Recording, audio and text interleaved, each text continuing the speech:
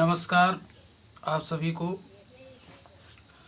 जैसा कि आज जो है 27 जून को फ़िलहाल हाई स्कूल और इंटरमीडिएट का रिज़ल्ट आ गया है।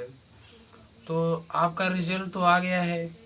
अब कुछ बच्चे जो है वो कक्षा 11 में एडमिशन लेंगे। हाई स्कूल के जो बच्चे होंगे वो 11वीं क्लास में एडमिशन लेंगे इंटरमीडिएट में। और कुछ बच्चे होंगे जो 12वीं के बाद कोई एसएससी, कोई यूपीएससी, कोई आप बीएससी करेगा, कोई बीए करेगा, कोई जो है तैयारी करने जाएगा। जो भी प्रिपरेशन आप करने का जो भी विचार हो आप करेंगे। तो उसके आधार पे एक चीज़ है कि जो हाई स्कूल में जाएंगे बच्चे 11वीं से 12वीं में जा रहे हैं इंटरमीडिएट पे, और 9वीं से जो 10वीं में जा रहे हैं। तो हाई स्कूल का जो सिलेबस है, हाई स्कूल का जो पेपर है, हाई स्कूल का सिलेबस है, तो बायोलॉजी का जो सिलेबस है वो मैं आज शुरू करने जा रहा हूँ। देखिए, सबसे पहले चैप्टर का नाम है जैव प्रक्रियाएं, लाइफ प्रोसेस। जैव प्रक्रियाएं तो लाइफ प्रोसेस क्या होता है कि देखिए, ये यूपी बोर्ड वालों के तहत है। मतलब मैं बता रहा हूँ, सिलेबस तो एक ही एनसीईआरटी है, और एनसीईआरटी से जो भी क्वेश्चन पुटअप करेंगे उसको आपको पढ़ना बहुत ज़रूरी है। ये एनसीईआरटी आपके जो क्वेश्चंस हैं, अभ्यास दिए हैं, उसको नियमित प्रैक्टिस करना, प्रैक्टिस सेट को हमेशा हल करना, हमेशा अपने सर से सवाल करना, ये आपके लिए ज़रूरी रहेगा। ठीक है।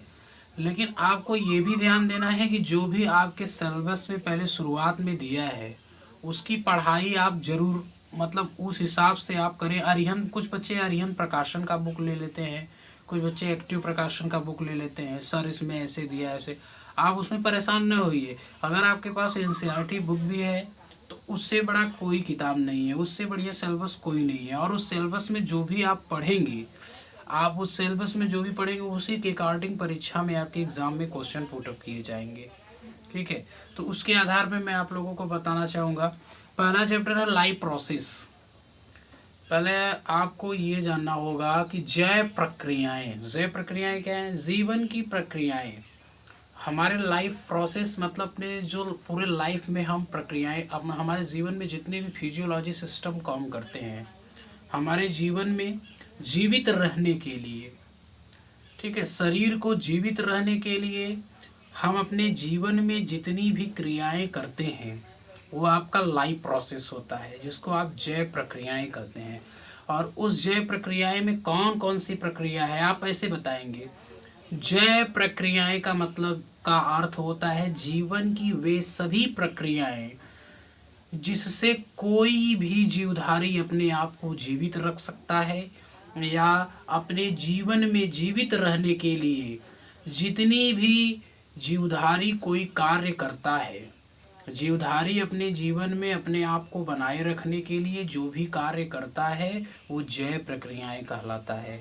और लाइफ प्रोसेस में क्या क्या आएंगे, जैसे आपका पोषण हो गया, पाचन हो गया, श्वसन हो गया, उत्सर्जन हो गया, जनन हो गया, ये सभी क्रियाएं वो लाइफ प्रोसेस में आएंगी, जो अकॉर्डिंग टू लाइफ, जो अपने जीवन के तहत वो क्रियाएं करते हैं। अब आपको ये ध्यान देना है कि पोषण क्या है, न्यूट्रिशन क्या है। पोषण क्या है, ध्यान दीजिएगा कि पोषण क्या होता है, जीवों द्वारा भोजन या पोषक तत्वों को प्राप्त करने की क्रिया पोषण कहलाता है। पोषण का मतलब जनरली न्यूट्रिएंट्स, और न्यूट्रिएंट्स का मतलब होता है कि फूड, जो आप फूड ले रहे हो, कोई भी जीवधारी जो फूड ले रहा है। ठीक है। डाइजेशन का क्या मतलब होता है, डाइजेशन का मतलब होता है जटिल कार्बनिक, पाचन का मैं बता रहा हूँ आप लोगों को, जटिल कार्बनिक भोज्य पदार्थों को सरल यौगिकों में बदलना पाचन कहलाता है। जटिल कार्बनिक भोज्य पदार्थों को सरल यौगिकों में बदलना पाचन कहलाता है। और पाचन क्रिया जिसके तहत होती है, पाचन क्रिया जिस तंत्र के द्वारा पूर्ण होती है उसे पाचन तंत्र कहा जाता है। जैसे आपका हो गया आमाशय, अग्नाशय, पित्ताशय, छोटी आंत, बड़ी आंत, और हमारे शरीर की सबसे बड़ी ग्रंथि लीवर, यकृत। ठीक है। तो ये हो गया आपका। इसके अलावा पोषण, पाचन, उत्सर्जन क्या होता है, undigested food material remove from body, मतलब जो यूरिया है, अपशिष्ट पदार्थ हैं, यूरिया है, उत्सर्जित मतलब अपशिष्ट पदार्थ है जो हम भोजन खा रहे हैं, जो यूज हो रहा है, जो अनयूज बचा है, मतलब जिसका उपयोग नहीं हुआ है, वो अनडाइजेस्टेड है, अपाच्य अपाच्य खाद्य पदार्थ या जो है आपका अपशिष्ट खाद्य पदार्थ को शरीर से बाहर निकालने की क्रिया उत्सर्जन कहलाता है। Undigested food material remove from body, और ये क्रिया जिसके तंत्र के द्वारा होती है उसे उत्सर्जन तंत्र कहा जाता है। इसमें आपका किडनी आ गया, और किडनी आपका क्या है, दैट इज़ उसमें नेफ्रॉन होता है, ठीक है, उसमें ट्यूबुल्स होते हैं। नेफ्रॉन आपका एक्सक्रीटरी ऑर्गन है। तो जो किडनी है इसके बारे में हम चर्चा करेंगे, पहले एक सिस्टमैटिक ढंग से चला जाए। उत्सर्जन है, उत्सर्जन के बाद आता है जनन। कोई भी जीव जब जीवित रहता है अपने लाइफ में वे सभी क्रियाएं करता है उसके तहत अपने जीवन को बनाए रखने के लिए, जीवन की उत्पत्ति को बनाए रखने के लिए, अपने जीवों की उत्पत्ति बनाए रखने के लिए जो स्वतः उत्पत्ति करता है, जीवों की स्वतः उत्पत्ति करता है, वो जनन कहलाता है। मीन्स जनन क्रिया आवश्यक होता है अपने जाति को बनाए रखने के लिए। पाचन, उत्सर्जन, जनन हो गया। श्वसन क्या है? श्वसन देखिए, ध्यान दीजिएगा, श्वसन क्रिया क्या होता है। श्वसन का मतलब ये होता है कि आप ये समझिए कि श्वसन क्रिया जो है, ठीक है, कार्बन डाइऑक्साइड को बाहर करना और ऑक्सीजन को अंदर लेना, ये श्वसन क्रिया नहीं है, ये श्वासोच्छ्वास क्रिया है। क्या है? ब्रीथिंग प्रोसेस है।